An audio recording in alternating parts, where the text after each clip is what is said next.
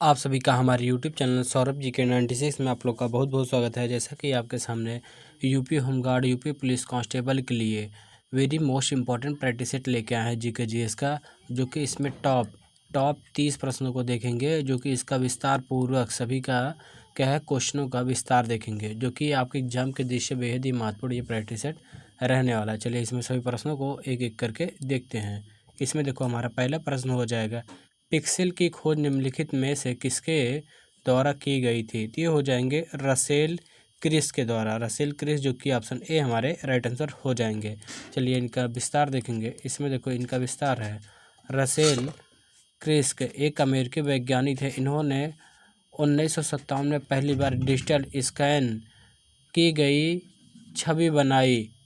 उसी प्रयोग से पिक्सेल की अवधारणा स्पष्ट हुई। पिक्सेल डिजिटल इमेज की सबसे छोटी इकाई है, ये इम्पोर्टेंट हो जाएगा।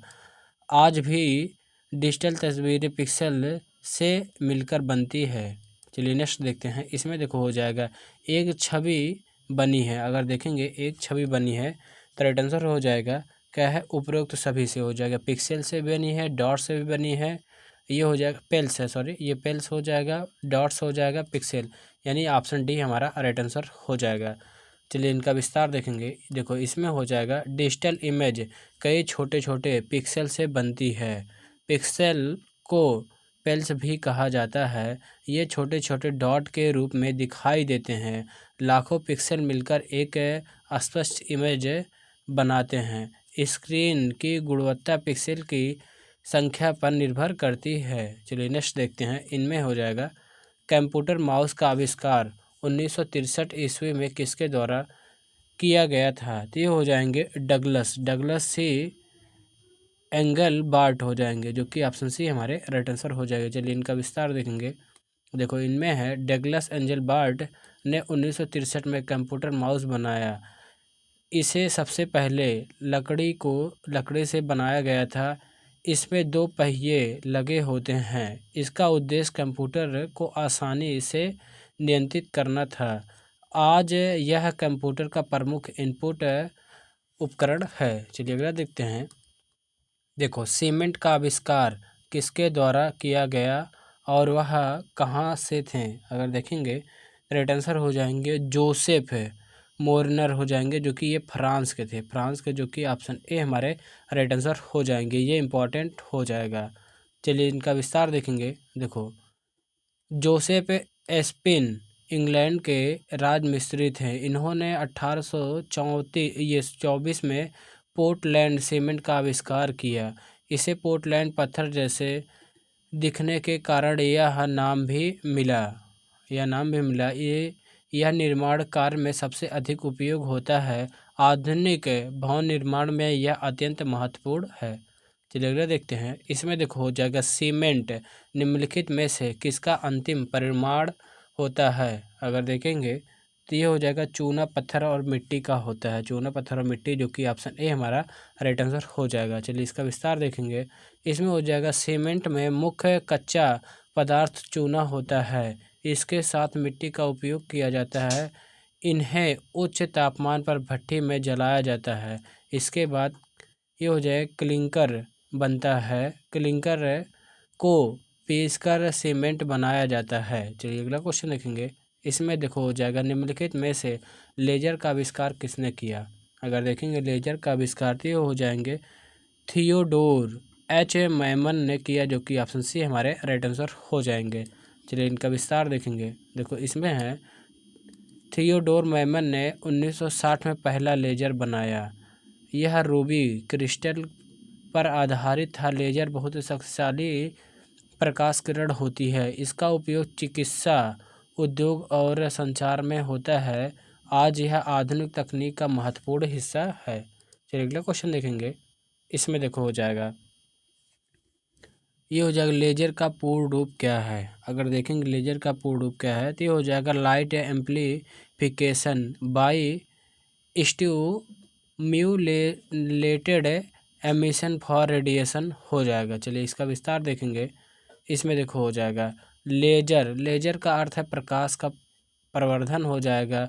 यह स्टिम्युलेटेड ये हो जाएगा एमिशन के सिद्धांत पर आधारित है। इसमें एक ही दिशा में शक्तिशाली प्रकाश निकलता है। इसका उपयोग सर्जरी और संचार में होता है।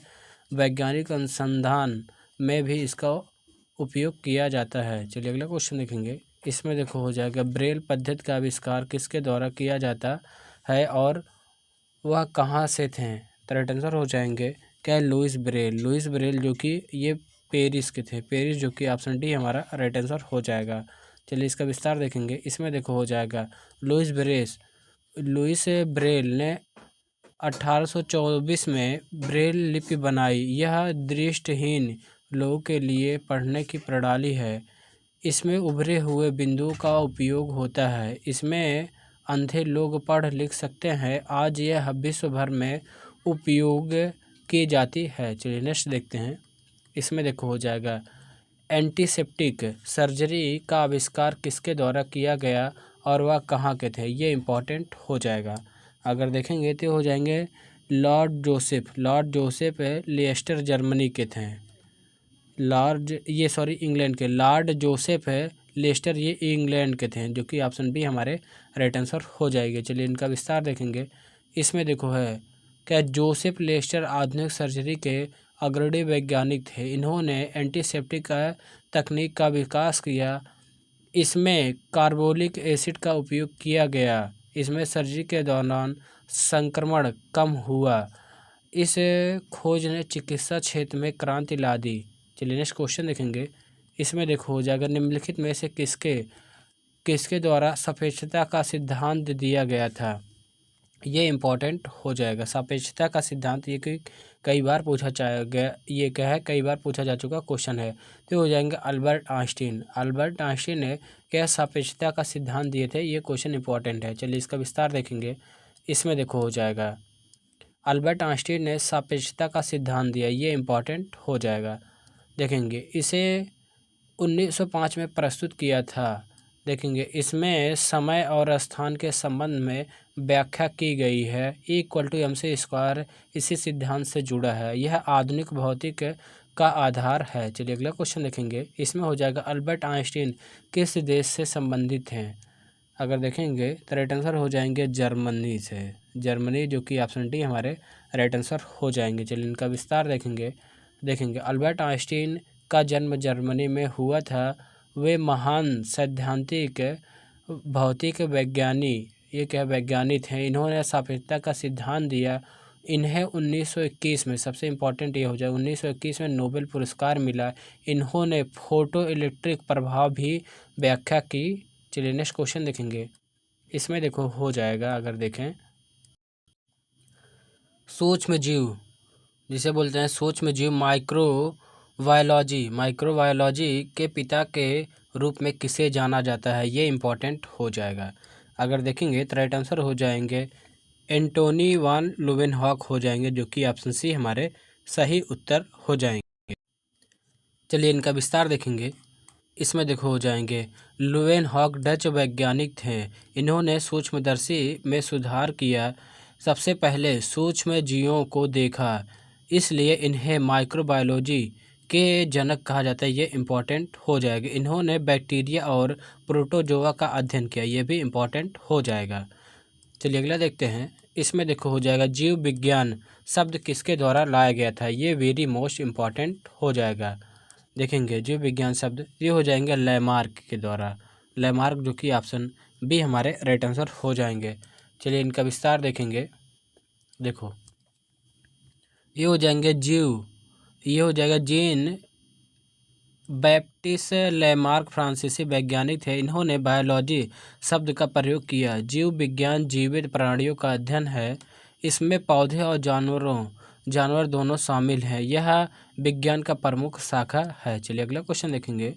इसमें देखो हो जाएगा ये हो जाएगा DNA फिंगर प्रिंटिंग के पिता के रूप में किसे जाना जाता है। अगर देखेंगे तो राइट आंसर हो जाएंगे एलेक जेफरीज। ये हो जाएंगे जेफरीज, जो कि ऑप्शन बी हमारे राइट आंसर हो जाएंगे। ये इम्पॉर्टेंट हो जाएगा ये क्वेश्चन, क्योंकि ये भी कई बार पूछा जा चुका है।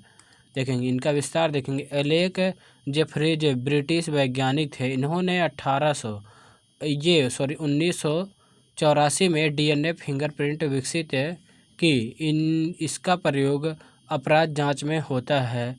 इससे व्यक्तियों की पहचान की जा सकती है। यह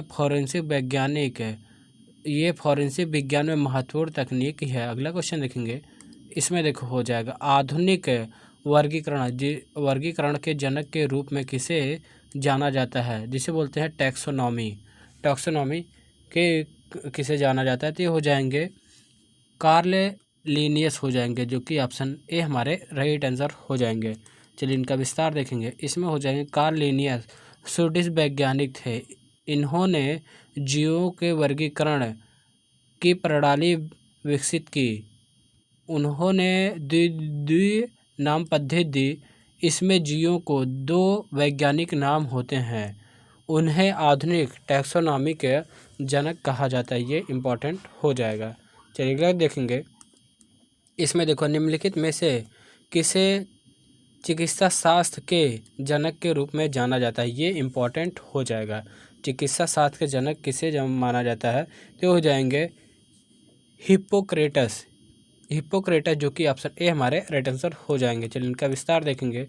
इसमें देखो हिप्पोक्रेटस प्राचीन यूनानी चिकित्सक थे। उन्होंने चिकित्सा के जनक उन्हें चिकित्सा का जनक कहा जाता है। ये इंपॉर्टेंट हो जाएंगे। इन्होंने चिकित्सा को वैज्ञानिक रूप दिया। डॉक्टरों के हिप्पोक्रेटस शपथ उन्हीं से जुड़ी है। उन्होंने रोगों की प्राकृतिक कारण बनाए हैं। अगले क्वेश्चन देखेंगे। इसमें देखो रक्त परिसंचरण की खोज किसने की, ये वेरी मोस्ट इम्पॉर्टेंट क्वेश्चन हो जाएंगे। ये हो जाएगा विलियम हार्वे ने क्या है रक्त परिसंचरण की खोज किए थे, जो कि ऑप्शन बी हमारे राइट आंसर हो जाएंगे। चलिए इनका विस्तार देखेंगे। इसमें देखेंगे विलियम हार्वे अंग्रेज वैज्ञानिक थे। इन्होंने रक्त परिसंचरण की खोज की। इन्होंने बताया कि हृदय रक्त पंप करता है, रक्त शरीर में लगातार घूमता रहता है। यह खोज 1628 में प्रकाशित हुई थी। चलिए अगला देखेंगे। देखो इसमें हो जाएगा ग्रेगर मेंडल को अक्सर आनुवंशिकी का जनक कहा जाता है। उन्होंने निम्नलिखित में से किसका अध्ययन कर वंशानुगति के सिद्धांत का प्रतिपादन किया, तो राइट आंसर हो जाएंगे क्या है मटर पर किए थे, जो कि ऑप्शन डी हमारे राइट आंसर हो जाएंगे। चलिए इनका विस्तार देखेंगे। देखो इसमें हो जाएंगे ग्रेगर मेंडल ऑस्ट्रेलियाई वैज्ञानिक थे। इन्होंने मटर के पौधों का प्रयोग किया। इन्होंने वंशानुक्रम के नियम बताए। इन्होंने वंशानुकी जनक कहा जाता है। उनके प्रयोग 1866 में प्रकाशित हुए थे। चलिए अगले क्वेश्चन देखेंगे। देखो इसमें हो जाएगा रॉबर्ट हुक ने खोज की, ये भी इम्पॉर्टेंट हो जाएगा। देखेंगे ये रॉबर्ट हुक ने ये हो जाएंगे क्या है कोशिका की खोज किए थे, जो कि ऑप्शन ए हमारे राइट आंसर। ये पूछेगा कब, तो ये हो जाएगा 1665 में किए थे, कॉर्क की लकड़ी पे किए थे। देखेंगे इनका विस्तार देखेंगे। देखिए रॉबर्ट हुक अंग्रेज वैज्ञानिक थे। इन्होंने 1665 में कोशिका की खोज की।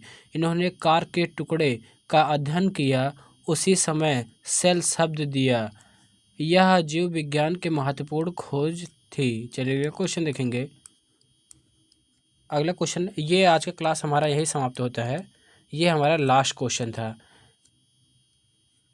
यदि वीडियो पसंद आया तो वीडियो को लाइक करेंगे, नए हो तो चैनल को सब्सक्राइब करेंगे और वीडियो को अपने दोस्तों के पास और शेयर करना ना भूलेंगे। Thank you for watching this video.